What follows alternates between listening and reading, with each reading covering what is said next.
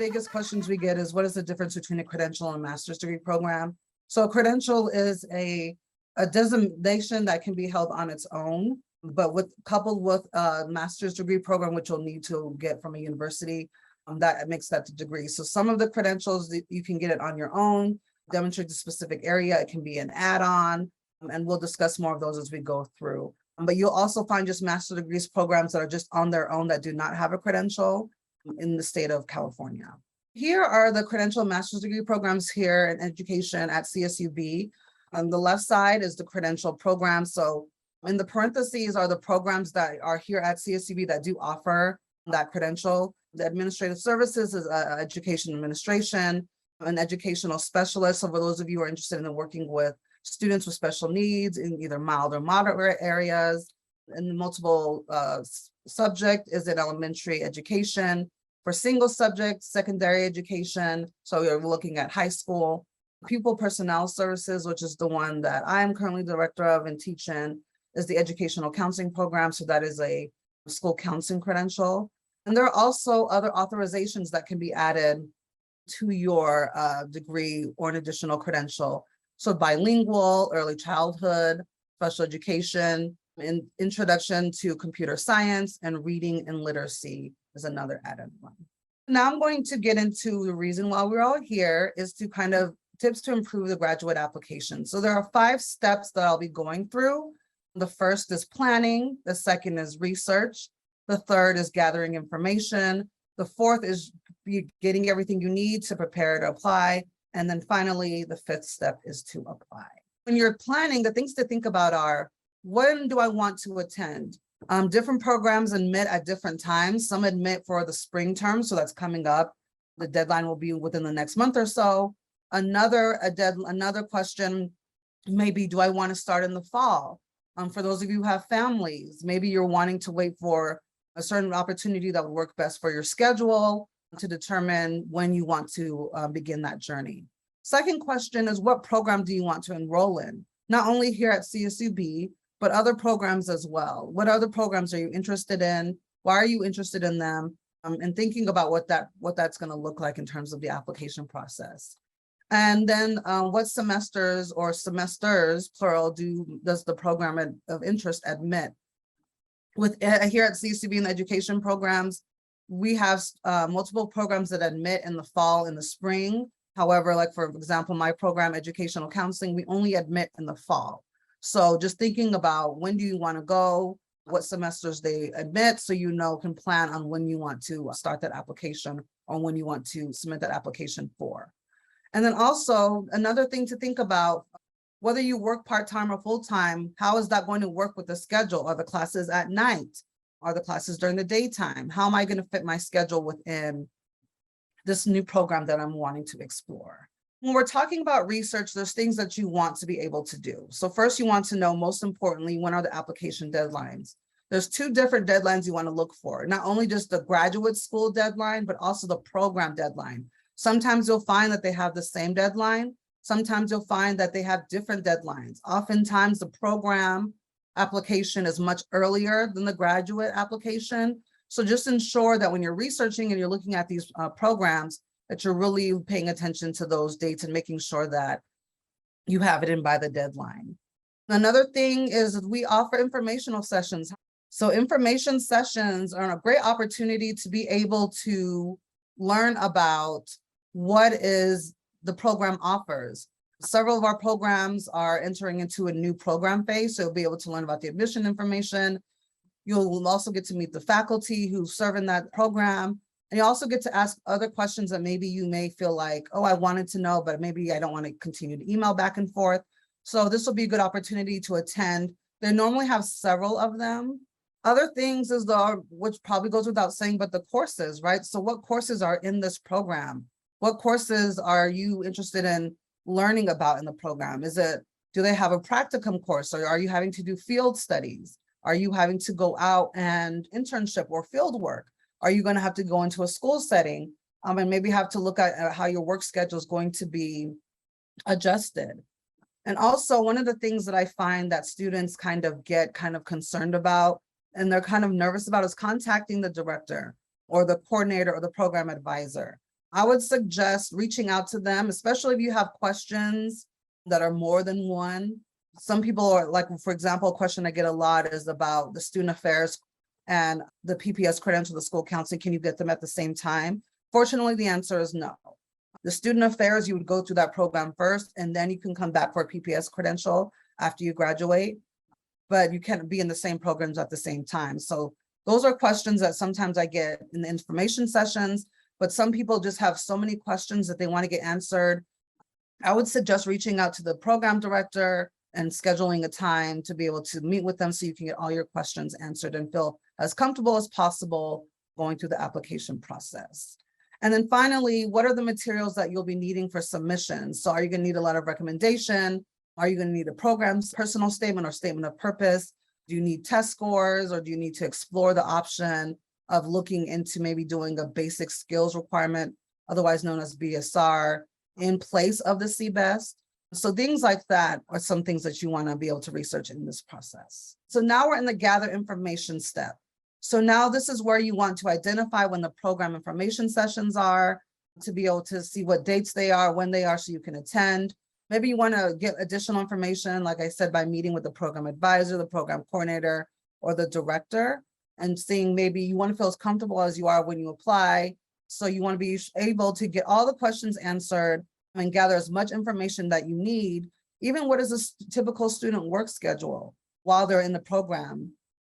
People have reached out to me in the past and wanting to meet with a student maybe who is also an educator and in the program full-time. So I'll arrange to connect with a student who's willing to meet with that other student, and so they can connect and see what the real life experience, the unfiltered experience from a student directly in the program.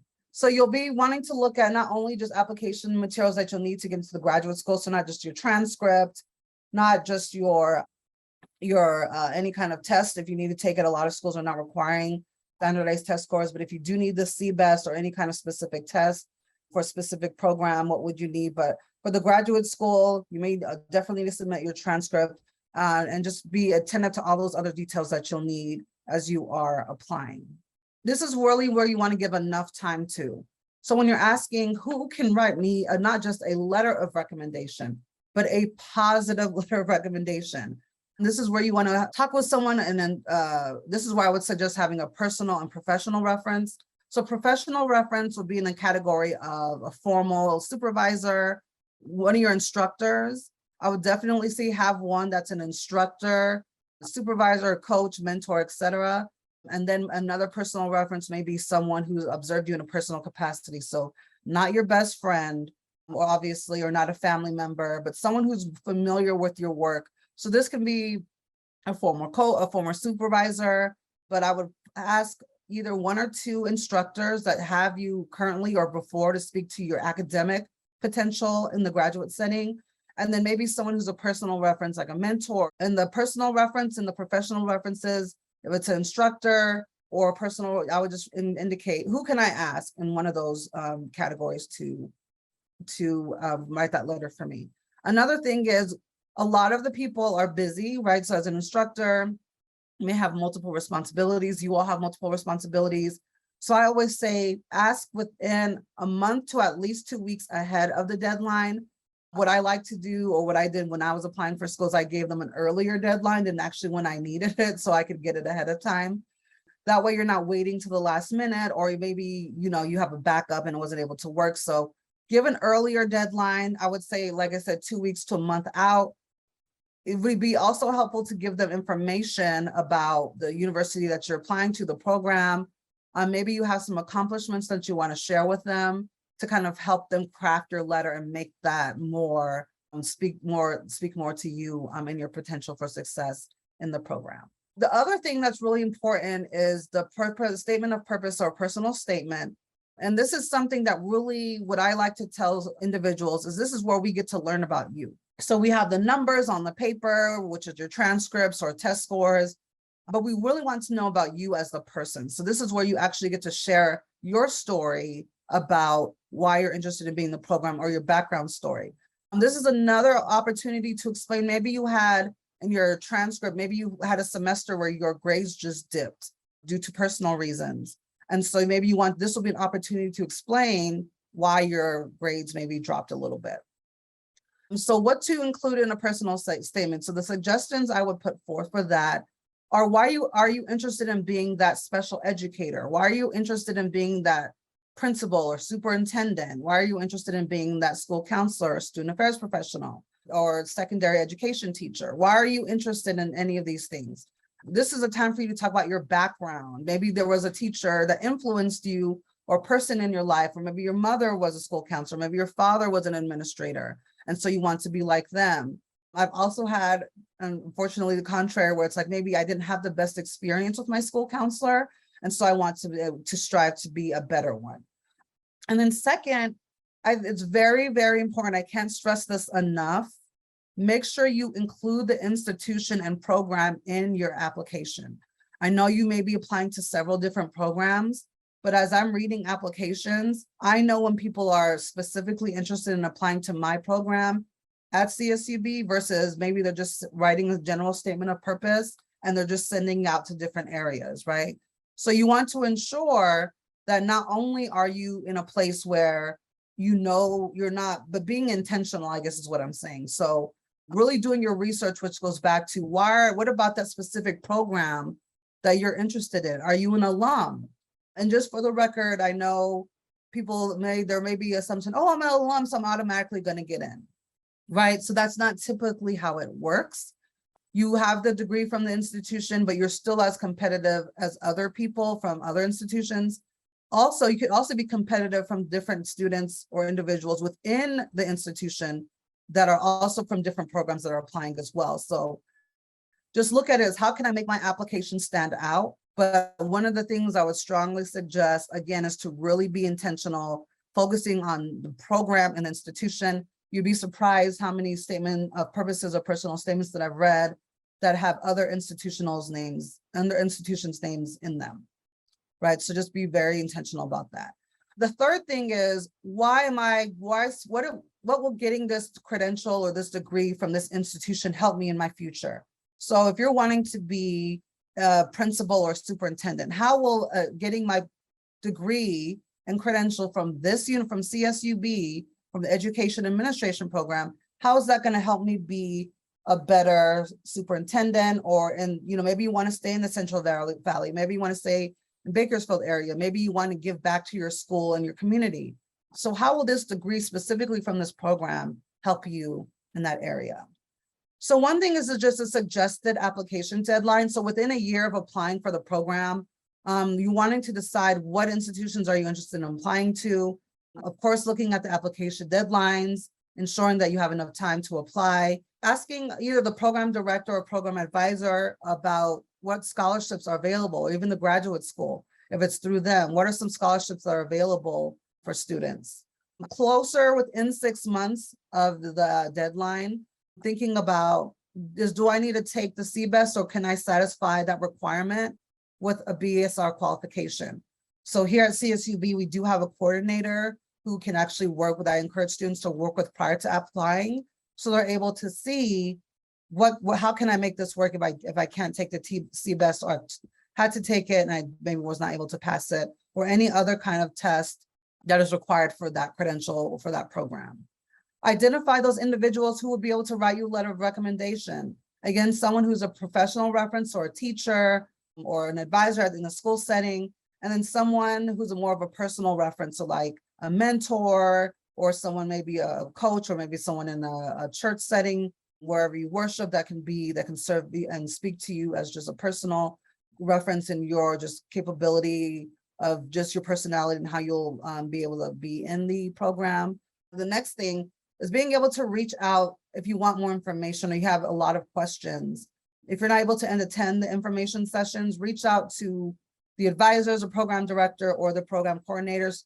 You want to make sure you're interviewing them as well as they're interviewing you. So you want to ensure that this is a program that you want to go to, that this is a program that you want to be a part of and complete your education and get that credential or get that degree from.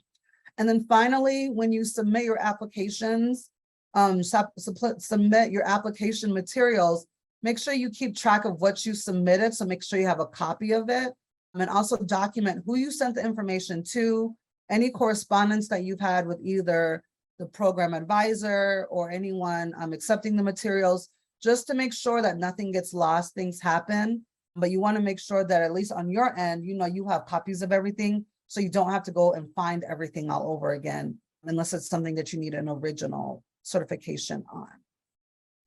So thank you for coming to the session. So I do appreciate that. So if anyone else wants to ask any more questions. Regarding the purchase of professional liability insurance, is that something that has to, how is the process for that? So it has to be bought first prior to applying, or is it still required for the program? Liability insurance is insurance that's provided through the university. It's both required for both concentrations for school counseling and student affairs. And so, yes, you would get that after you are accepted or you have an interview to the program. So you wouldn't need that prior to application, but you'll get that liability insurance once you're accepted and choose to move forward with the program. So you won't need to buy it ahead of time. Thank you so much. You're welcome. I had another question. I were to get a job as a educational advisor, educational counselor, like at Bakersfield College.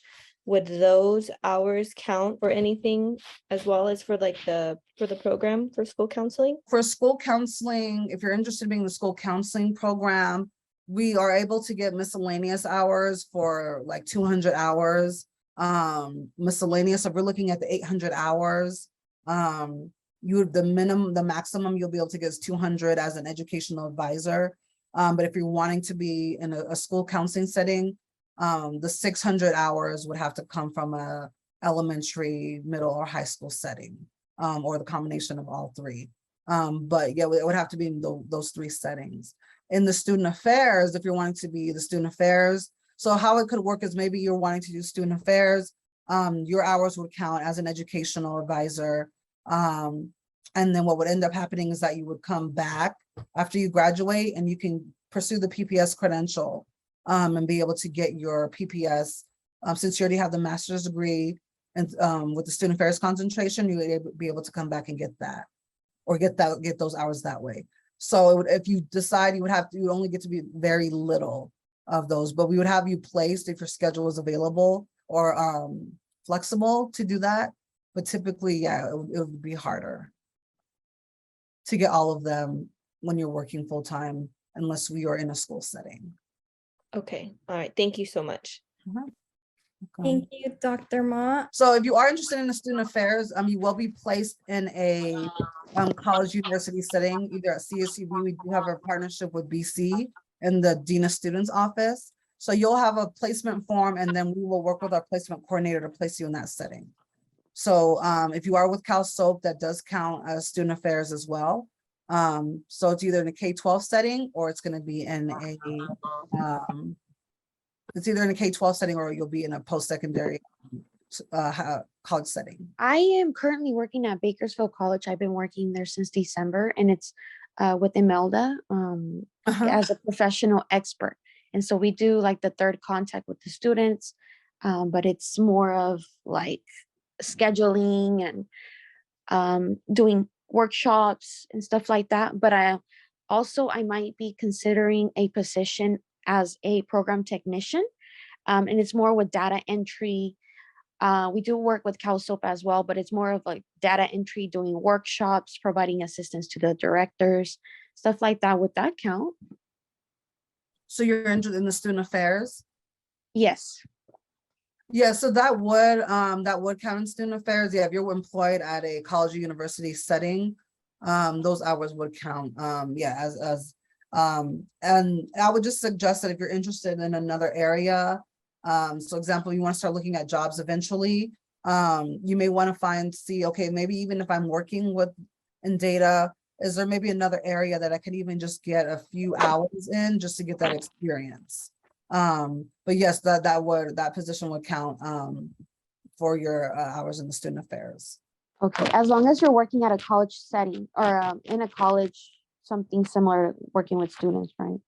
Yeah, exactly. College university setting. If you're not, for example, if you don't have a job, we'll work with you to get placed here at CSUB or at BC, in the Dean of Students or with CalSOAP.